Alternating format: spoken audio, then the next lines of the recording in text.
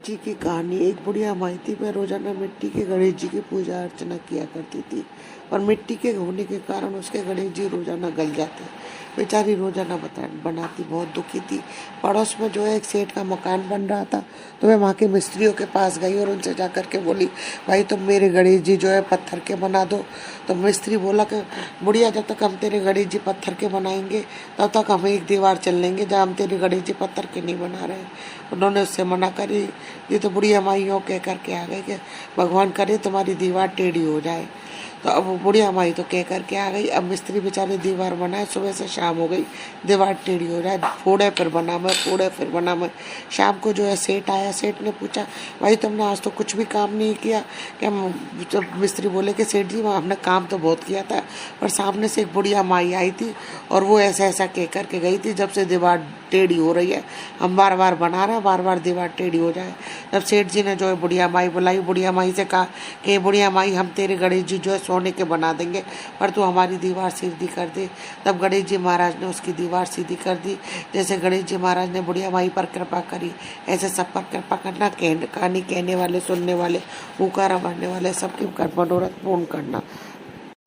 आइए सुनते हैं बैसाखी रविवार की कथा। एक बार एक राजा के दो रानियां और एक मुंह बोली बहन थी। राजा अपनी मुंह बोली बहन की सभी बातें मानते थे, चाहे वह बात वो सही हो या गलत। बड़ी रानी बड़ी ही धार्मिक प्रवृत्ति की महिला थी। वह सभी तरह के व्रत उपवास किया करती थी। वह बैसाखी रविवार का व्रत करती थी। वह बड़, पीपल और आंकड़े के पेड़ का पूजन किया करती थी। छोटी रानी चापलूस प्रवृत्ति की महिला थी। उसने राजा की मुंह बोली बहन को पटा रखा था, क्योंकि वह जानती थी कि यदि राजा को खुश रखना है तो उनकी मुंह बोली बहन को भी खुश रखना होगा। तो वह वही काम करती जिससे उसकी ननद को खुशी मिले। लेकिन बड़ी रानी को चापलूसी पसंद नहीं थी। एक बार की बात है, जब वैसाख का महीना आया तो बड़ी रानी ने वैसाखी रविवार का व्रत रखा। वह बड़, पीपल और आंकड़े की पूजा करने के लिए वह महल से बाहर चली गई। वह पूरे दिन महल से बाहर रही। है देखते ही छोटी रानी को बड़ी रानी से शिकायत करने का मौका मिल गया। छोटी रानी ने मुंह बोली बहन ननद से कहा कि देखो जीजी, बड़ी रानी ने न जाने क्या टोने टोटके करती रहती हैं, पूरे दिन घर से बाहर रहती हैं। वह बड़, पीपल और आंकड़े की पूजा करती हैं। अब राजा की मुंह बोली बहन ने अपने भाई से शिकायत लगाई और बोली, देखो भाई, बड़ी रानी का पता नहीं क्या होगा, टोटने टोटके करती रहती है। आप नगर के सभी बड़, पीपल और आंकड़े का पेड़ कटवा दीजिए। वह सारे दिन महल से बाहर रहती है। बड़, पीपल और आंकड़े की पूजा करते हुए नगर के लोग देखेंगे तो क्या कहेंगे? हम तो राजकुल के वंशज हैं, हमें धन दौलत की क्या कमी है। तब राजा ने अपने सिपाहियों को वो बोलकर नगर के सारे बड़, पीपल, आंकड़े के पेड़ कटवा दिए। अब बड़ी रानी ने सुना तो उसे बड़ा दुख हुआ, लेकिन छोटी रानी और ननद को बहुत खुशी हुई। इस तरह समय बीतने लगा। अब वैसाख का महीना आया तो उसने वैसाखी रविवार का व्रत किया। अब बड़ी रानी बड़, पीपल और आंकड़े की पूजा करने की सोचने लगी। अब चूरमे के लड्डू बनाए और एक थाली में रोली, मोली, चावल, गुड़, कच्चा सूत, जल की झारी, मेहंदी, काजल, चूड़ी, चीर, घी का दीपक, पूजा का सभी सामान लिया और महल के बाहर बड़, पीपल और आंकड़े की पूजा करने के लिए निकल पड़ी। पूरे नगर में उसे कहीं भी बड़, पीपल और आंकड़ा दिखाई नहीं दिया। तब वह घने जंगल में पहुंच गई। इधर उधर भटकने के बाद उसे एक छोटा सा आंकड़े का पौधा दिखाई दिया जो पत्थरों से लगा हुआ था। शायद राजा के सिपाहियों को वह दिखाई नहीं दिया, इसलिए वह बच गया। अब बड़ी रानी बहुत खुशी हुई और उसने वहीं बैठकर आंकड़े के पौधे की पूजा करी। उसने आंकड़े के पौधे के पास एक छोटी सी तलाई बनाई और उसने जल की झाड़ी उड़ेल दिया। उसने इसे चूरमा बाटी का भोग लगाया, रोली, मोली, चावल चढ़ाया, सूत बांधा, मेहंदी, काजल लगाया, चीर उड़ाया और घी का दीपक जलाया। वहीं बैठकर बड़ी रानी ने राजा और प्रजा की खुशहाली की कामना की और फिर मैं महल में आ गई। समय बीतने लगा। अब राजा को शिकायत करने का बहुत शौक था। अब राजा सिपाहियों और मंत्रियों के साथ घोड़े पर बैठकर जंगल में पहुंच गया। जेठ का महीना था, गर्मी पड़ रही थी। राजा हिरण की तलाश में घने जंगल में चला गया, लेकिन उसे कहीं भी कोई शिकार दिखाई नहीं दिया।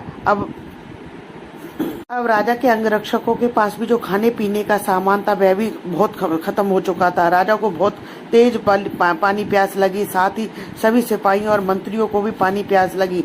घोड़े भी भूख प्यास से व्याकुल और बेहाल हो रहे थे। भूख प्यास से व्याकुल और गर्मी से बेहाल हो रहे थे। तब राजा ने मंत्रियों और सिपाहियों को हुक्म दिया कि ऊंचे पेड़ पर चढ़कर देखो कहीं आसपास कोई जल का स्रोत है या नहीं, कोई तालाब, कुआं, बावड़ी कहीं मिल जाए तो पानी पीकर प्यास बुझाई जाए। अब एक सिपाही ऊंचे पेड़ पर चढ़ गया तो उसे कुछ दूरी पर पक्षी उड़ते हुए और जानवर चढ़ते हुए दिखाई दिए।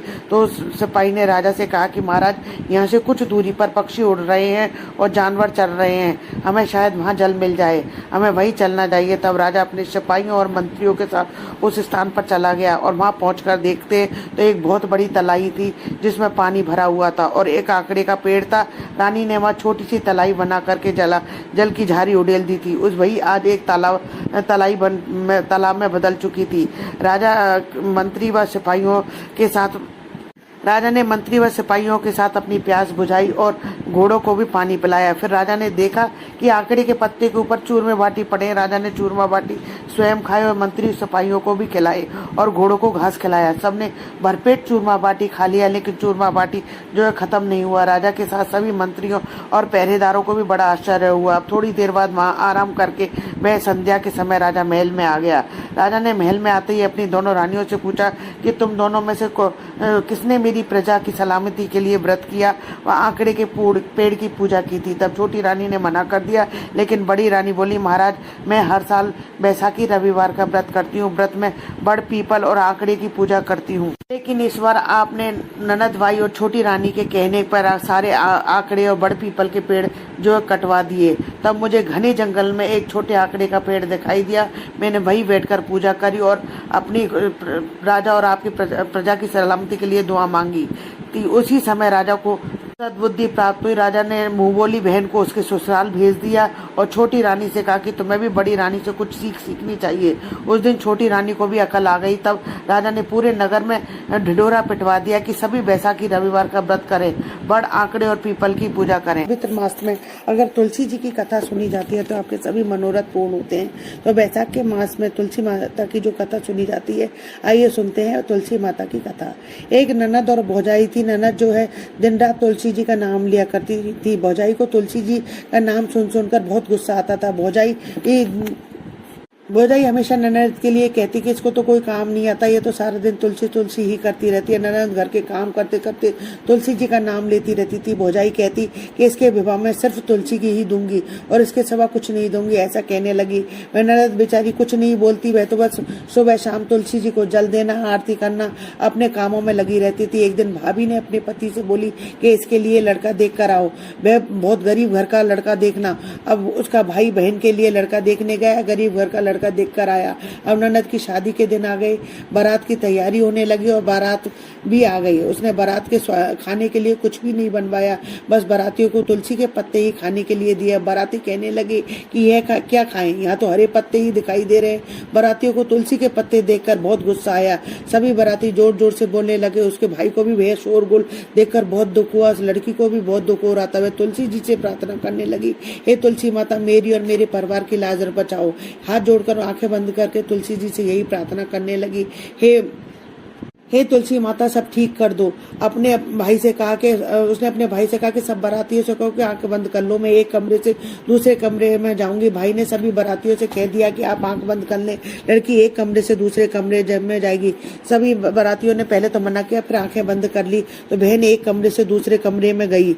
लड़की के एक कमरे में से दूसरे कमरे में जाते ही सबने आंखें खोली तो देखा कि सभी की पत्तलों पर 36 प्रकार के भोजन रखे हैं, तरह तरह के मिठाई पकवान रखे हैं। अब बाराती बहुत खुश हुए और सबने अच्छे से भोजन किया। अब लड़की भी प्रसन्न हो गई और उसका भाई भी आश्चर्यचकित हो गया, ये सब कैसे हो गया। उसकी भाभी ने उसे कोई सामान नहीं दिया। सभी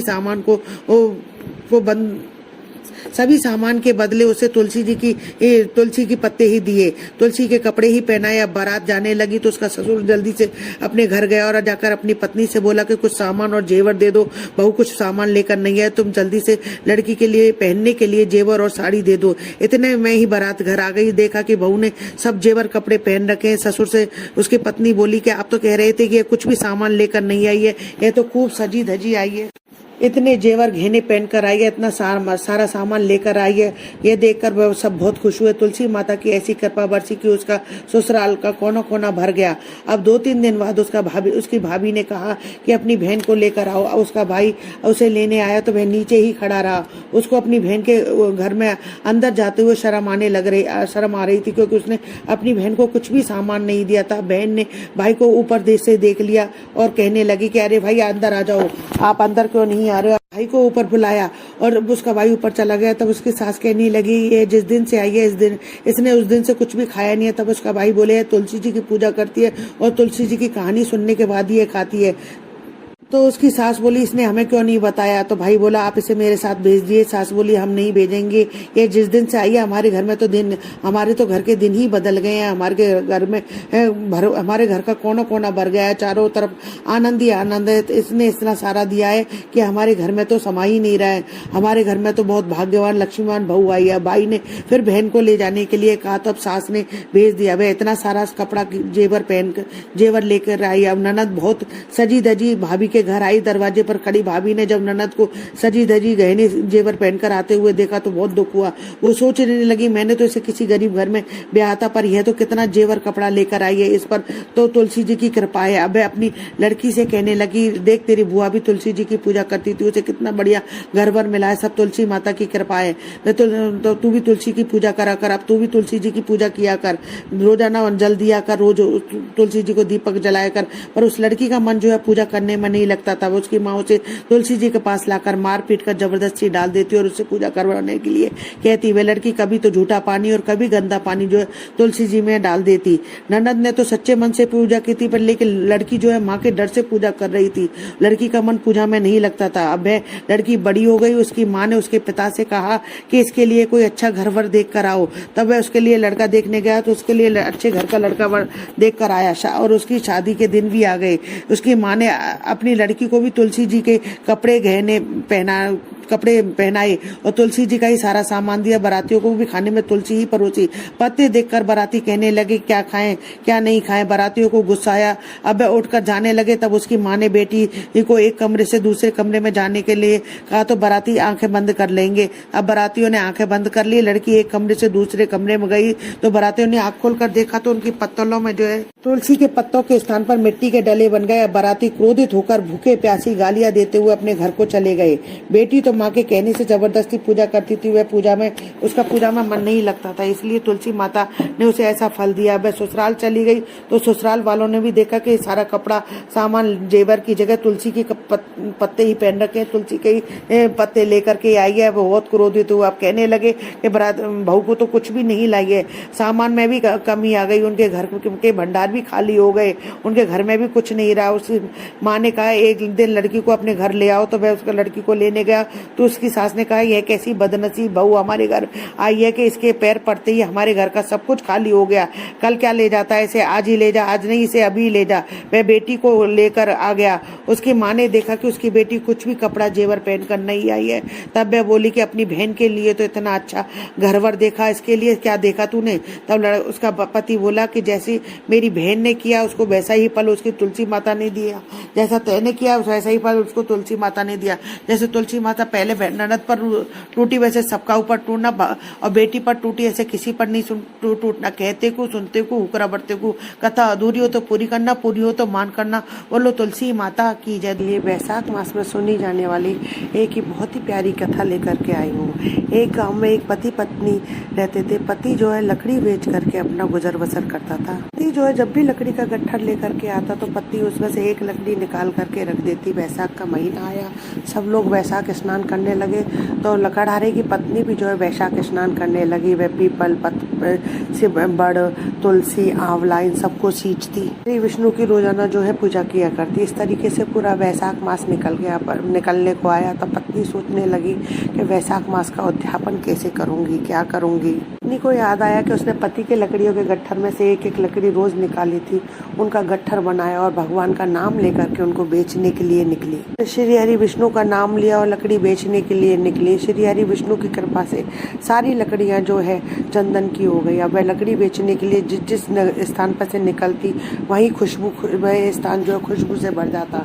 अब वह राजा के महल के आगे से निकली। मैंने अपने सैनिकों से पूछा, ये चंदन की खुशबू कहाँ से आ रही है? तो जब सैनिक बोले कि एक औरत जो है चंदन की लकड़ियां बेच रही है, राजा ने उनसे उनके दाम पूछवाए। तो सैनिकों ने उससे दाम पूछे। बोले मेरे को तो इतना दे दे कि जिससे मैं 5 ब्राह्मणों को भोजन करा सकूं। राजा ने जो है सैनिकों के साथ में 5 ब्राह्मणों को जमाने के लायक उसके साथ सामान भेज दिया और वह लकड़ियां ले ली। वैशाख मास में जो है उद्यापन के लिए दाल बाटी चूरमा बनाया और पंडितों को जमाया। ब्राह्मणों ने तृप्त होकर के उस लकड़हारी को खूब आशीर्वाद दिया। उधर लकड़हारी की एक भी लकड़ी नहीं बिकी और ब्राह्मण श्री हरि विष्णु के कृपा से जो है उसकी झोपड़ी जो है महल में बदल गई। शाम को उसका पति वापस लौट कर आया तो उसे अपनी झोपड़ी नहीं दिखी। तो उसने पड़ोसन से पूछा, तो पड़ोसन बोली, तुम तो लकड़ियां बेचने में लगे रहते हो, तुम्हारी पत्नी जो है रोजाना पाठ स्नान ध्यान करती है, ब्राह्मणों को जमाती है, तुम जानो। इतना कह करके पड़ोसन तो चली गई। इतने में लकड़हारी की पत्नी आ गई। बोली यही अपना घर है। तब उसका पति उससे बोला कि तूने चोरी करी है कि डाका डाला है, क्या करा है? रातों रात में जो है झोपड़ी कैसे महल में बदल गई? लकड़हारी की पत्नी बोली कि मैंने वैशाख स्नान किया था, मैंने बड़ पीपल और सींचा था, उस कारण जो है श्री हरि विष्णु की कृपा मुझ पर हुई है। लकड़ी लाते तो उसमें से एक लकड़ियां निकाल के रख लेती थी ताकि बाद में ब्राह्मण जमाने के लिए वो मेरे काम आएंगी। जब उन लकड़ियों को बेचने की गई तो बेचने के लिए गई तो श्री हरि विष्णु की कृपा से वो चंदन की हो गई। मैंने जो है मुझसे वह लकड़ी का गट्ठर मांगा। मैंने राजा से सूखा सामान मांगा कि मैं 5 ब्राह्मणों को भोजन करा सकूं। मैंने 5 ब्राह्मणों को भोजन कराया। जो है फिर ब्राह्मणों के आशीर्वाद से, श्री हरि विष्णु के आशीर्वाद से हमारी झोपड़ी जो है महल में बदल गई। तब पति को जो है तसल्ली हुई। फिर दोनों पति पत्नी ने बड़े प्रेम पूर्वक जो है भोजन किया, महलों में वास किया। हे भगवान, जैसे उन पति पत्नी के भंडार भरे, ये सबके भंडार भरना, कथा अधूरी हो तो पूरी करना, पूरी हो तो मान करना। कहानी सुनी जाती है। तो आज मैं आपके लिए बांदरी की कहानी लेकर आई हूँ। अगर आप स्नान भी नहीं कर पाते और नियम पूर्वक ये कहानी रोज सुनते हैं तो आपको वही पुण्य फल की प्राप्ति होती है। आइए सुनते हैं वैशाख मास में बांदरी की कहानी। एक राजा था, उसका राजमहल गंगा जी के तट पर था। वह वैशाख मास में प्रतिदिन ब्रह्म मुहूर्त में उठकर गंगा जी में स्नान करता था। राजा का आदेश था कि ब्रह्म मुहूर्त में गंगा जी में स्नान करने के लिए पहले मुझसे अनुमति लेनी पड़ेगी। राजा के डर से किसी ने भी अनुमति नहीं मांगी। अब राजा ने आदेश करवा दिया था कि ब्रह्म मुहूर्त में कोई भी स्नान नहीं करेगा, सबसे पहले मैं ही स्नान करूंगा। अगर कोई जाएगा तो उसे अनुमति लेनी पड़ेगी। परंतु फिर भी जब राजा गंगा जी के पर स्नान करने जाता था तो उन्हें प्रतिदिन शांत जल के स्थान पर हिलता हुआ जल दिखाई देता था। तो राजा को संदेह हो जाता था कि निश्चय ही मुझसे पहले कोई प्रतिदिन गंगा जी में स्नान करता है। पता लगाने के लिए राजा ने नदी के तट पर पहरेदार बिठा दिए। नदी के तट पर एक वृक्ष था। उस वृक्ष पर एक बंदरिया रहती थी। वह प्रतिदिन राजा जी के स्नान करने से पहले स्नान करके वृक्ष पर चढ़कर बैठ जाती और इस प्रकार होते होते पूरा वैशाख माह खत्म होने आ रहा था। पहरेदार राजा से पहले नहाने वाले को पकड़ नहीं पाए, परंतु राजा जी ने पहरेदारों को बैठाए रखा। क्योंकि वो बंदरिया थी तो पहरेदारों को भी नहीं दिखती थी, चुपचाप पेड़ में से उतर करके स्नान करके पेड़ के ऊपर चढ़कर बैठ जाती थी। अब इसी तरीके से बंदरिया ने पूरे महीने स्नान किया। आखिरी दिन राजा के पहरेदार ने देख लिया कि राजा के स्नान से पहले बंदरिया पेड़ से उतरकर स्नान करके और वापस पेड़ पर चली जाती है। जब सिपाहियों ने उस बंदरिया को पकड़ लिया और ले जाकर के राजा से कहा कि यह आपके स्नान से पहले रोज गंगा जी में स्नान करा करती थी। अब उधर राजा ने जो है प्रतिज्ञा कर रखी थी कि जो भी मुझसे पहले गंगा जी में स्नान करेगा मैं उससे जो है विवाह कर लूंगा, क्योंकि ज्योतिषियों ने उससे कह रखा था कि आपका उत्तराधिकारी उस स्त्री से जन्म लेगा जो आपसे पहले गंगा में स्नान करे। अब राजा को अपनी प्रतिज्ञा के अनुसार उस बांदरी से विवाह करना पड़ता है। अब राजा को जो है अपनी प्रतिज्ञा के अनुसार जो है उस बांदरी से विवाह करना पड़ा। राजा जब भी बंदरी के कक्ष में जाता तो जाने से पहले आंखों पर पट्टी बांध लेता था। उधर वैशाख स्नान के पुण्य से हर रात जब भी राजा उस उसे छूता तो वह सुंदर स्त्री बन जाती। कुछ समय बाद बंदरी के गर्भ ठहर गया। वैशाख स्नान के पुण्य से वह मनुष्यों की तरह बोलने भी लगी। 9 महीने बाद जब बांदरी के गर्भ ठहर गया, 9 महीने पूरे हुए, तो उसने एक दिन राजा से कहा कि आपको कैसे पता चलेगा कि मेरे दर्द हो रहे हैं और मैं दर्दों में क्या करूंगी। तब राजा ने कहा कि तुम चिंता मत करो, मैं तुम्हारे कमरे में जो एक घंटी लगवा दूंगा, जिससे तुमको जब दर्द हो तुम घंटी बजा देना और मैं सारा प्रबंध जो है तुम्हारे लिए कर दूंगा। अब राजा ने बांदरी के कमरे में जो घंटी लगवा दी।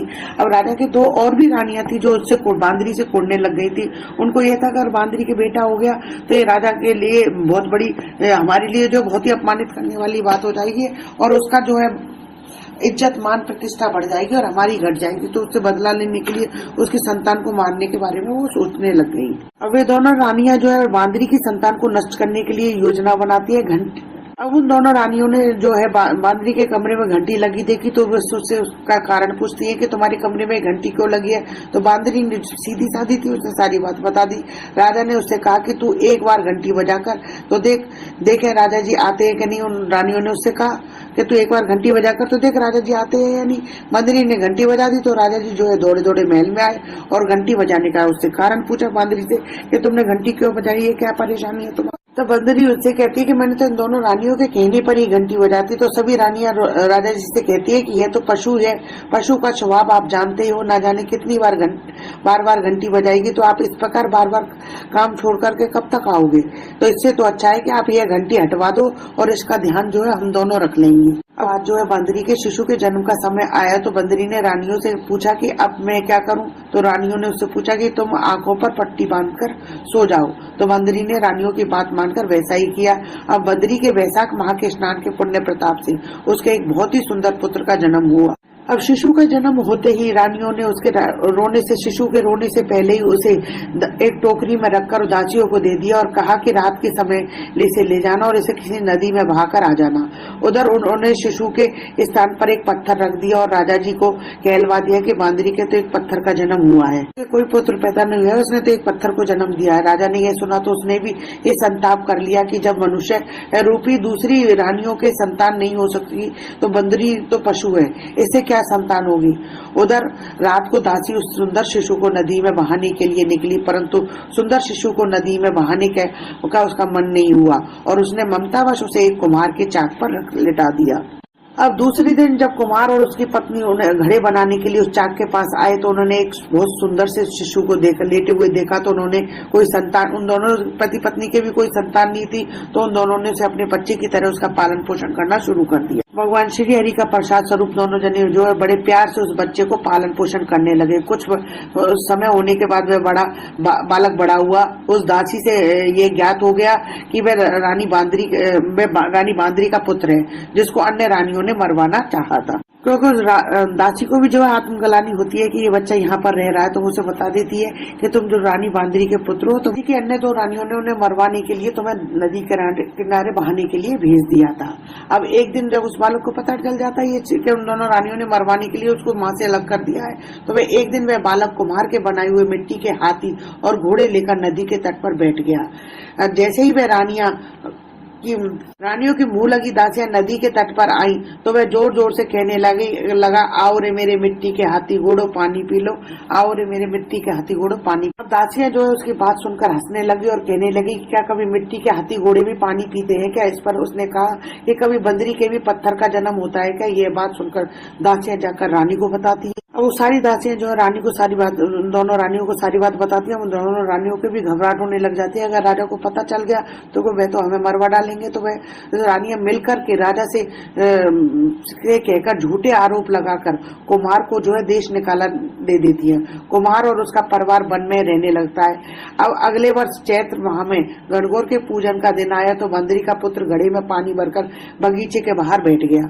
उधर मंत्री की और साहूकार की पुत्रियां भी गणगौर बनाने के लिए मिट्टी के लिए आती है और सुंदर बाग बगीचा और शीतल छांव देकर बगीचे में खेलने और झूला झूलने लगी। कुछ समय बाद उन्हें प्यास लगी तो उन्होंने उस बंदरी के पुत्र से जल पिलाने के लिए कहा। तो युवक ने एक जगह पर थोड़ी सी आग सुलगाई और उसके पास ही बैठ गया। फिर शर्त रखने लगा कि लड़कियों से बोला कि चारों ओर चक्कर लगाओ, तब मैं तुम्हें जल पिलाऊंगा।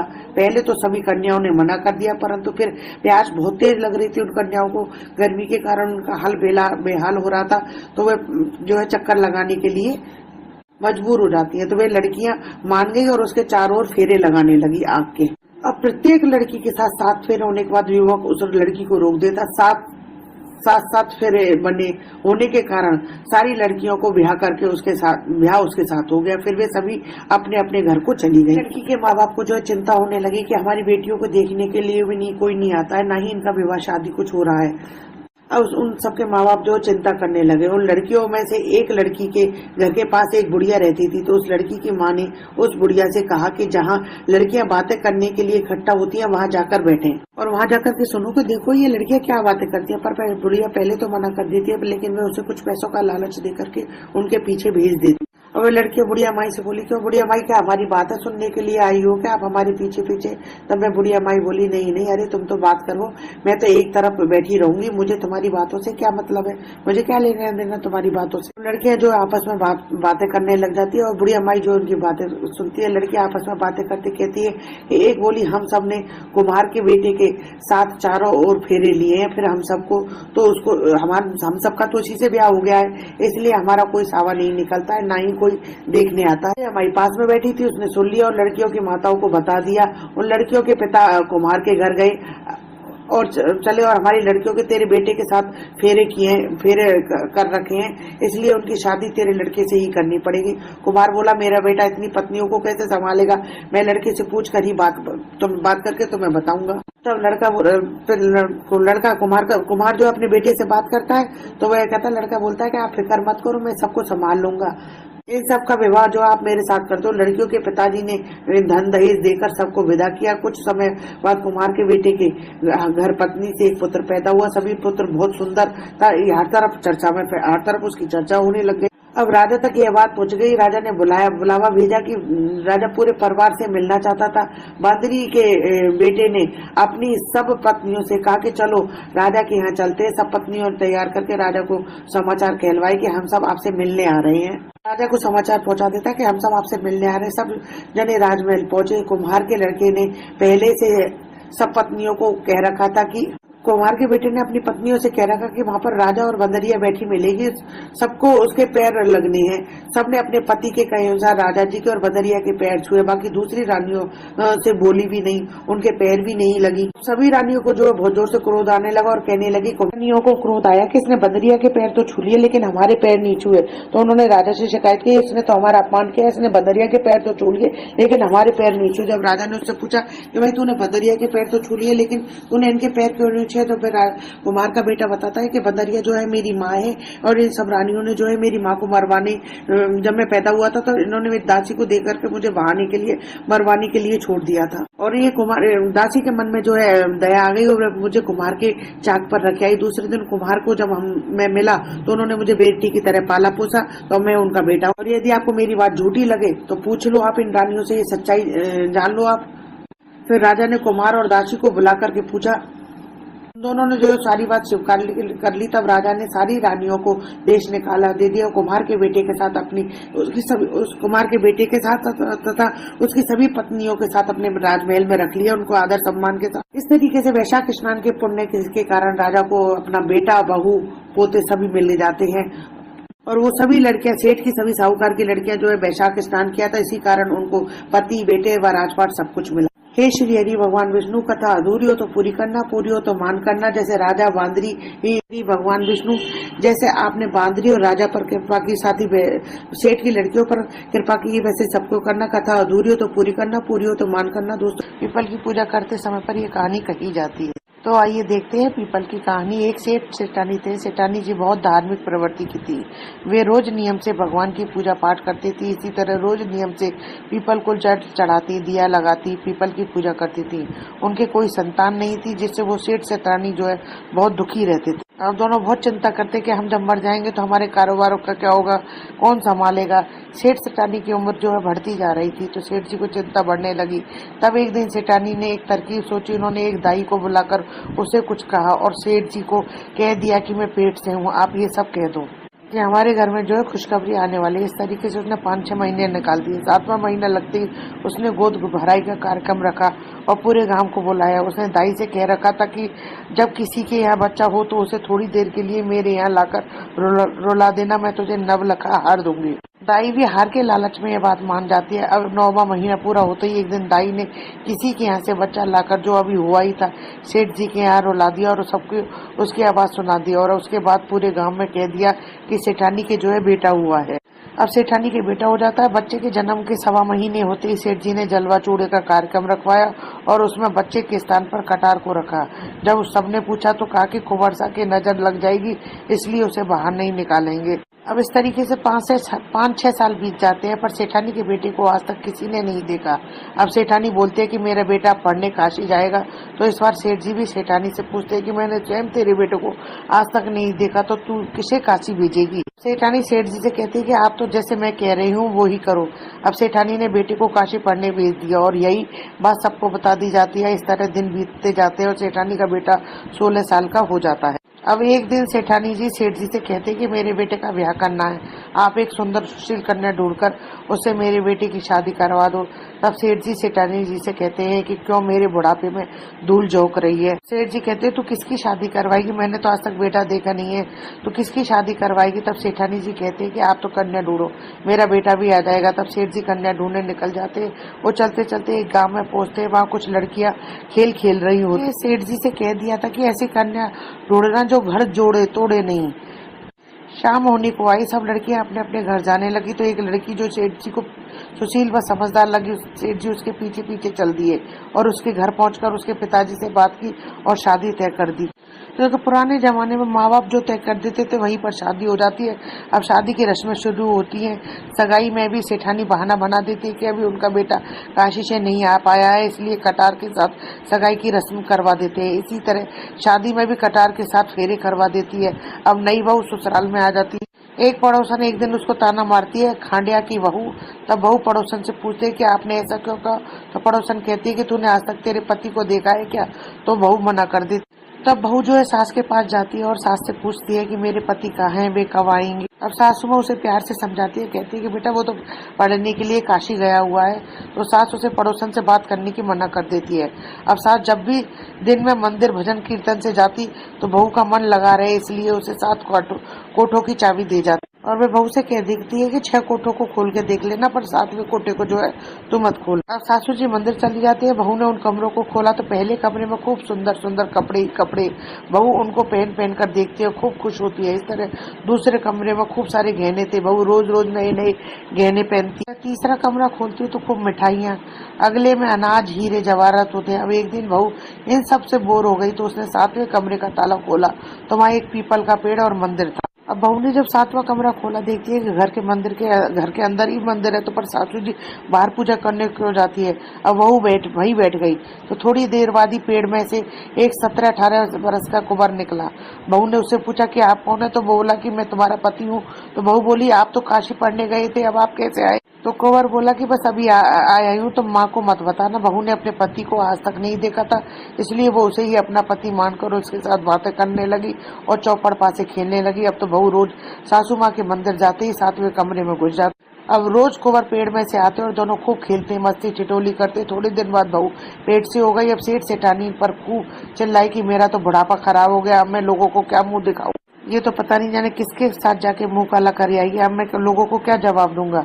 तब सेठानी ने धीरे से और प्यार से बहू से पूछा कि बहू ये किसका बच्चा है। तो बहू ने बता दिया कि आप बेटे का है, वे काशी से आ गए हैं और 7वें कमरे में चुप कर रहते हैं और आपके मंदिर जाने के बाद मैं रोज वहीं जाती हूँ और हम दोनों वहाँ पर चौपड़ पासे खेलते, बातचीत करते और साथ में समय बिताते। और आपके मंदिर से आने का टाइम होता है उससे पहले ही मैं आ जाती हूँ। तो सास बोली बहू तूने मुझे कुछ क्यों नहीं बताया था। बहू बोली कि आपके बेटे ने मना कर दिया था, किसी को मत बताना, मैं रोज तुमसे मिलता हूँ। नहीं तो माँ जो है गुस्सा करेगी। तब सासू ने उससे कहा कि तू अपने पति से कह कि अब आपको आना पड़ेगा मेरे 7वें की चूड़ी पहनाने के कार्यक्रम में। बहू ने अगले दिन ही जब पेड़ में से कुंवर निकला तो उसे यह बात बताई, तो कुंवर ने उसे कहा कि माँ से कह देना कि मैं आ जाऊंगी। अब सास तो बहुत खुश हो जाती है कि उसका बेटा आ जाएगा। अब सास बहू दोनों निश्चिंत हो गई। 7वें की चूड़ी पहनाने के कार्यक्रम में जब सारा गाँव आया तो बहू को बिठाया गया। उसके बाद थोड़ी देर में एक 17-18 बरस का गोरा और सुंदर कुंवर बहू के बाजू में आकर बैठ गया। और जैसे ही गांव की औरतें सारे मेहमान देखते तो सब चौंक जाते कि इतना सुंदर। कोई औरतें तो बोल ही दी थी कि इसी कारण सेठानी से किसी के सामने नहीं लाती थी कि कहीं नजर न लग जाए। कार्यक्रम जो है अच्छे से हो जाता है, ऐसी खुशी। अब कार्यक्रम के बाद पुनः कुंवर जाने लगा तो बहू बोली अब आप कहाँ जा रहे हो। तब उससे कहा कि मुझे जाना पड़ेगा। जैसे ही वो जाने लगा तो बहू भी उसके पीछे पीछे हो गई। वो जैसे ही पीपल के पेड़ के पास पहुंचा तो सांप की कैचुली पहनने लगता है। जैसे ही कुंवर सांप की कैचुली पहनने लगता है तो बहू उसमें आग लगा देती तो कैचुली जल जाती है और कुंवर जलन के मारे हाय रे करता है। तो बहू उसी समय उस पर दूध डालती है और कुंवर की जलन को शांत करती है। तो कुंवर अब बहू और सेठ सेठानी के साथ रहने लगता है। बहू के भाग से जो है सेठ सेठानी को भी बेटा मिल जाता है। हे पीपल देव, जैसे उस सेठ सेठानी को पुत्र दिया वैसे सबको दो। कथा अधूरी हो तो पूरी करो, पूरी हो तो मान करो। की बात है, एक सेठ था। सेठ जो है बड़ा ही धनवान था। उसके पास हीरे जवाहरात, नौकर चाकर, महल दुमहला आदि किसी की भी कोई कमी नहीं थी। सेठ जो है अपना जीवन यापन बड़े ही अच्छे तरीके से कर रहा था, लेकिन सेठ का स्वभाव जो है घमंडी पड़ने का था। सेठ जो है नास्तिक भी था। वह तो यही कहता था कि उसे जो भी कुछ मिला है वह उसकी वजह से ही उसे मिला है। इसी कारण सेठ को जो है अच्छा जीवन जीने को मिला है। वह सेठ जो है बहुत ही घमंडी, अभिमानी, स्वयं को वह जो है परमात्मा मानता था। इस तरीके से वह अपने घर वालों को भी मजबूर करता था कि वह उसे ही जो है सर्वश्रेष्ठ समझ करके उसकी पूजा करें। समय के साथ जो है सेठ के 2 जुड़वा कन्याओं का जन्म हुआ। बड़ी बेटी जो है अपने पिता की तरह घमंडी, अभिमानी थी और वह अपने को ही सब कुछ मानती थी। इसके विपरीत छोटी बेटी जो है बहुत ही शांत स्वभाव वाली और भगवान को मानने वाली लड़की थी। छोटी बेटी जो है किसी से कुछ भी शिकायत नहीं करती थी। इस तरीके से दोनों बेटियां जो है बड़ी होने लगी। एक दिन सेठ ने जो है दोनों लड़कियों को अपने पास बुलाया और उनसे पूछा, तुम दोनों जनी जो है इस महल में खुश तो हो ना?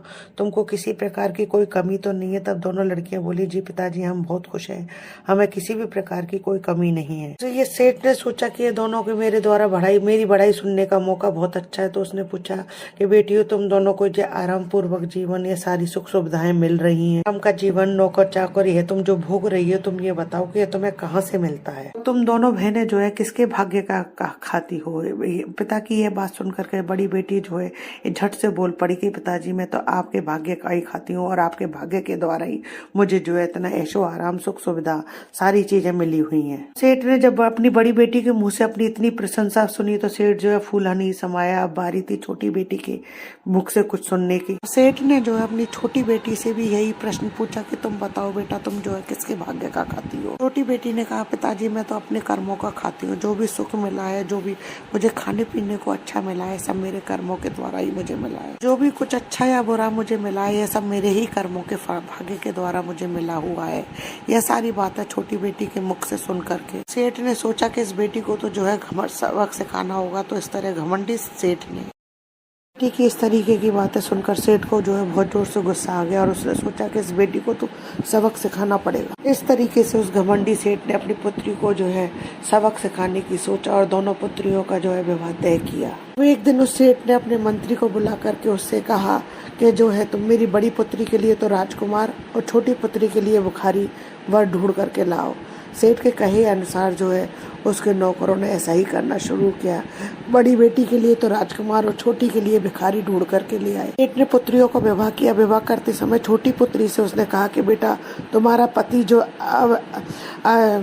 अस्वस्थ भी है और गरीब भी है। तो उसने छोटी बेटी ने कहा कि पिताजी ये सब मेरे भाग्य का, मेरी किस्मत का लेख है। तो बाप ने जो है बेटी को एक जोड़ी कपड़े में ही विदा किया। छोटी पुत्री के ऐसे व्यवहार के कारण सेठ ने जो है उसे जो है एक जोड़ी कपड़े में ही विदा किया और बड़ी पुत्री को सोना, चांदी, हीरे जवाहरात नौकर चाकर लाव लश्कर के साथ विदा किया। बेटियों को उसने विदा कर दिया। बड़ी बेटी और छोटी बेटी दोनों अपने अपने ससुराल पहुंच गई। बड़ी बेटी जो है स्वभाव से बहुत घमंडी थी। जब भी उसके घर में चींटियों का समूह निकलता तो वह उनको मार देती थी। विपरीत छोटी बेटी का स्वभाव जो है अत्यधिक सरल होने के कारण जब भी उसके घर में चींटियों का झुंड आता तो वह अपने भोजन में से आधा हिस्सा लेकर के और उसमें भी जो है बूरा मिला करके उन चींटियों को दे दिया करती थी। चींटियों को आटा दे करके उनके पास बैठ करके जो है कीड़ी नगरी की कहानी कहती।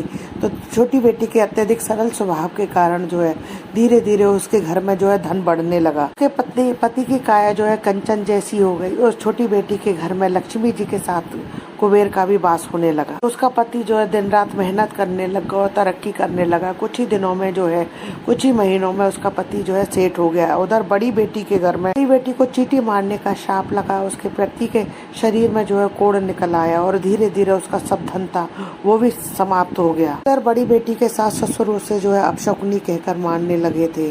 अब सेठ सोचने लगा कि अब तो छोटी बेटी को सबक मिल गया होगा, उसको भी समझ में आ गया होगा कि वो किसके किस्मत का खाती है। सोच रहा था कि छोटी बेटी जो है अपने हालातों से समझौता करेगी और मेरा गुणगान अवश्य करेगी। ऐसा सोच करके उसने अपने नौकरों को दोनों बेटियों को पियर में लेवाने के लिए भेजा। अब दोनों बेटियां जो है अपने अपने पियर आई।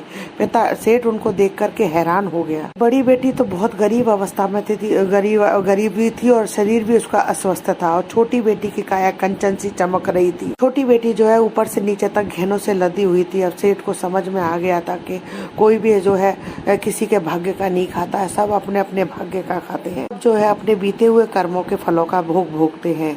तो इस प्रकार सेठ ने जो है अपनी छोटी बेटी से माफी मांगी। दोस्तों, जब भी आप चींटियों का झुंड समूह देखें तो उसमें थोड़ा सा आटे में बूरा मिला करके उनके लिए अवश्य डालें या आटे में गुड़ मिला करके डालें और हो सके तो कीड़ी नगरी की कहानी भी सुने। अगर आप ऐसा 7 दिनों तक लगातार करते हो तो माता लक्ष्मी के साथ में जो है आपके घर में कुबेर का वास भी होगा। जय श्री राधे दोस्तों। तो दोस्तों, बैसाख मास में इन स्नान के बाद में इन कहानियों को अवश्य मिले। अगर आप स्नान भी नहीं कर पाते नियम से और इन कहानियों को सुनते हैं तो आपको बैसाख मास महात्म्य का और स्नान का पूरा पुण्य फल प्राप्त होता है। वीडियो अच्छा लगे तो लाइक शेयर कीजिए, चैनल को सब्सक्राइब कीजिए, पास ही में बेल आइकन को हिट कीजिए ताकि मेरे आने वाले हर नए वीडियो का नोटिफिकेशन आपको मिल जाए। हिंदू धर्म, रीत रिवाज, कथा कहानी जानने के लिए चैनल पर बने रहने के लिए बहुत बहुत धन्यवाद। जय श्री कृष्णा दोस्तों, राधे राधे। मेरी वीडियो को जो है फैमिली और फ्रेंड में ज़्यादा से ज़्यादा शेयर करें। साथ ही कमेंट्स बॉक्स में ओम नमो भगवते वासुदेवाय अवश्य लिखें। राधे राधे।